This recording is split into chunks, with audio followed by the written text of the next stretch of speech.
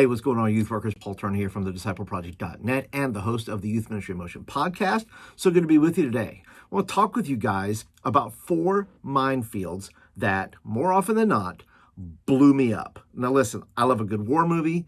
I mean, you can imagine just picturing soldiers running through a minefield and things are just blowing up all around them.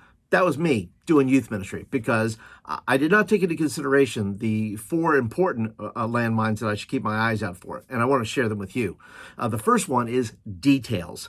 Listen, you cannot be detailed enough about an event. You just can't. And you have to have your plan and your backup plan and the backup plan to the backup plan. If this doesn't work, then I'm going to do this. If this kid doesn't show up, I'm going to do this. If this leader doesn't show up, I'm going to do that. You can't focus enough on the details because, listen, you're not going to cover every detail, but you got to focus on the details because then you are well prepared. You're not caught unaware. You are thinking to yourself, okay, this is a great event. This is a great thing, but I have all these little details that I need to take care of before the event, during the event, and after the event. So take time to focus on the details. No matter what you're planning, focus on those details. Number 2, communication is a landmine, or was a landmine for me, because it was simple. All I had to do is make a phone call, just one phone call. The problem is that I made assumptions. I would assume that, things are going to get done, or, they know, of course they know, they're got it all figured out, they're fine. Or I assume that the rental car was taken care of, or the thing that needed to be cleaned was cleaned, or the van was gassed up. Those are simple things, but communication with the people that are in charge of the various areas that you may be over, and whether that's your worship, whether that's with your pastor, whether that's with your parents, you cannot over communicate with any of those folks. Because for me, the landmine was assuming that something was done or somebody that knew something.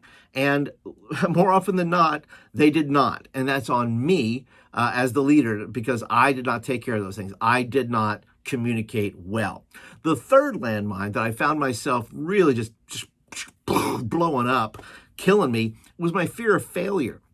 And because I had a fear of failure, it really wasn't fear of failure as much as it was a fear of judgment, right? I didn't want people thinking that I was a bad youth pastor. I didn't want people to didn't think I was competent. I didn't want people to think that I didn't know what I was doing. The problem in my mind was that all of this, and had I known it when I was younger, that listen, it's all experimental. Everything you do in youth ministry, there is no A plus B equals C. So if you have things that are on your agenda, if you have things that are you're looking at and going, man, I don't know if I want to do that or not, we might fail. Well, listen, anything can fail. But the problem is if you don't try it, if you don't do it, you're going to stick with some maybe tried and true thing, which may be very basic, and you may get certain results from it, but not trying new things because you're afraid of the judgment. Well, listen, you may be missing out. And I know I was missing out on certain things because I wouldn't try it. I was afraid what parents would say or pastor would say or whatever it is.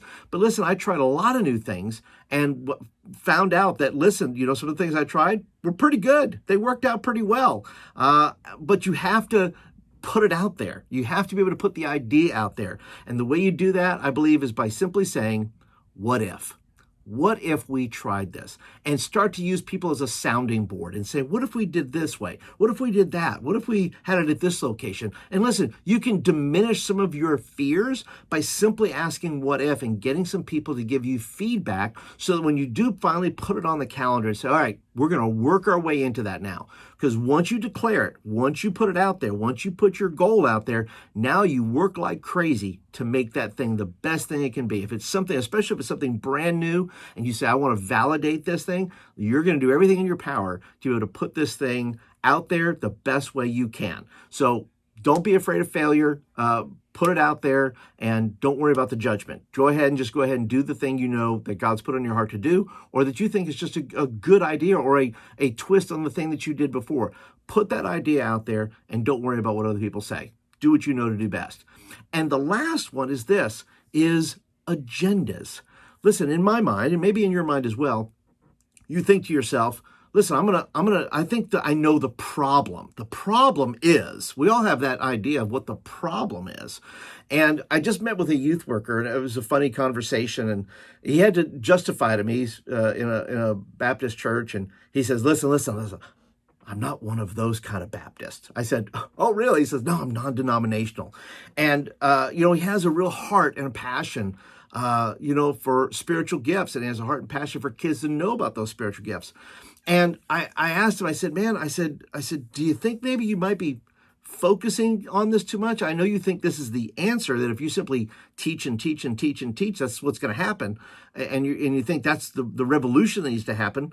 I said, but are you concerned at all that, I don't know, your pastor might be concerned about that, or, parents or students or those things? He's like, well, no, I'm not worried about it, because I know that's what's in my heart. I know that's the direction. Well, listen, buddy, I told him, I said, hey, this focus that you have on this and ignoring the other things around you, I'm not judging. I'm just saying, listen, you might be thinking to yourself, this might be the way to do it. But the problem is that if you get fired for having your own agenda and solving the problem that you think exists, the problem is your wife's not going to be the first one to tell you that if you are fired, your wife's not going to say, honey, thank you so much for sticking up for what you believe in and really pushing that agenda forward. I fully support you. She's not going to say that. What she's going to say is, well, she may not say anything. She may just give you the look. But the deal is this. All of us have a idea of like, oh, well, this is what the church needs, and this is what the youth group needs, and I have my own pet things. Can I tell you something? Put those things to rest. Lean into, wherever you're at, lean into the culture of your church. Lean into the pastor you have. Lean into, some of those things. Don't always be on the grind. Don't always be on the fight. Don't always be on the opposing side. Find ways to lean into those things. Build trust, because the ultimate goal for you is to make disciples. And you can't make disciples if you're not there for a long period of time, right? You got to stay in the game. So if you want to stay in the game, lay aside those agendas. Don't let that be a landmine for you that blows you up when you were just getting good and you were just getting started. And then suddenly, boom, it's gone. So, guys, that is my 4 landmines. I hope that you avoid all of them. And if I can ever be of assistance to you, you can always hit me up over at thediscipleproject.net, or you can listen to my Youth Ministry in Motion podcast. So, you guys have a great week, and I'll see you soon.